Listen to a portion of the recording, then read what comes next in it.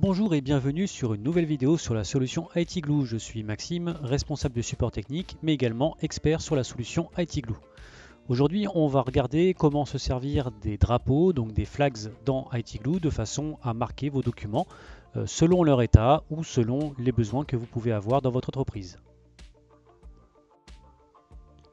Dans un premier temps, on va pouvoir customiser les drapeaux, puisque par défaut, vous avez deux drapeaux de définis par IT Glue. Pour cela, il suffit d'aller dans le menu Account et ensuite d'aller dans Flag Types que vous avez dans la rubrique à gauche.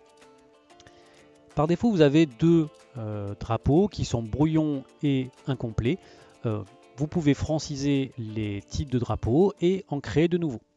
Donc pour en créer un de nouveau, il suffit d'appuyer sur le bouton New. Vous indiquez un type de drapeau que vous souhaitez créer, par exemple à vérifier. Et vous choisissez une couleur souhaitée pour votre drapeau. Donc vous avez un large choix de couleurs, ce qui vous permettra de créer un grand nombre de drapeaux dans la solution IT Glue.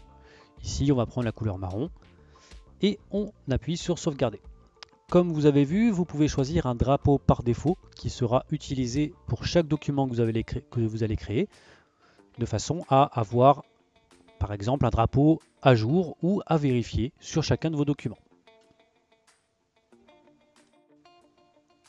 À présent qu'on a créé nos drapeaux, en tout cas nos types de drapeaux, on va pouvoir appliquer des drapeaux sur les documents qui sont stockés dans IT Glue.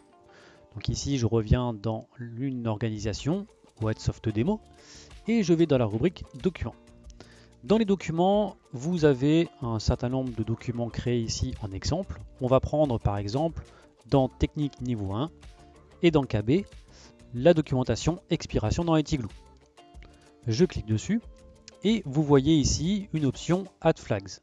Il suffit que je clique sur cet élément et que je choisis le drapeau que je souhaite attacher à ce document. Par exemple, ici le document a l'air à jour. Je choisis le drapeau à jour. Je peux indiquer également une petite description sur ce drapeau-là et je sauvegarde l'élément. On peut retrouver ensuite dans la partie KB en revenant au niveau inférieur de la documentation, le drapeau indiquant que le document est à jour. Si vous souhaitez être notifié lorsque un document change de drapeau ou lorsqu'un drapeau est mis en place sur un document, vous pouvez utiliser les workflows. Donc pour cela, vous allez dans le menu Account et vous choisissez Workflows. Ici, il suffit de créer un nouveau workflow. On choisit New et on choisit le type de trigger, donc de déclencheur flag. On indique le nom de ce déclencheur, ajout d'un drapeau. Vous pouvez indiquer ici une adresse email si le déclencheur ne s'opère pas correctement. Ici, je vais mettre mon adresse email. Je clique sur Next. Et je demande de quelle manière je souhaite être notifié. Vous pouvez être notifié par des emails, par des webhooks au format JSON ou une intégration avec une notification type Slack. On va choisir ici Email Notification. J'indique le nom de l'action de cette notification, ajout d'un drapeau à un document IT Glue. Je peux indiquer le sujet de mon adresse email, de mon email plutôt. Ici, drapeau ajouté. Je peux customiser également le corps du message. Sachez que dans cette partie-là, vous pouvez également utiliser des variables. Les variables sont disponibles en bas. Vous cliquez sur la petite flèche ici. Et vous pouvez retrouver les variables que vous pouvez utiliser. Notamment, on va pouvoir utiliser la variable resourceName. Je copie-colle celle-ci. Un drapeau est ajouté au document. Deux points.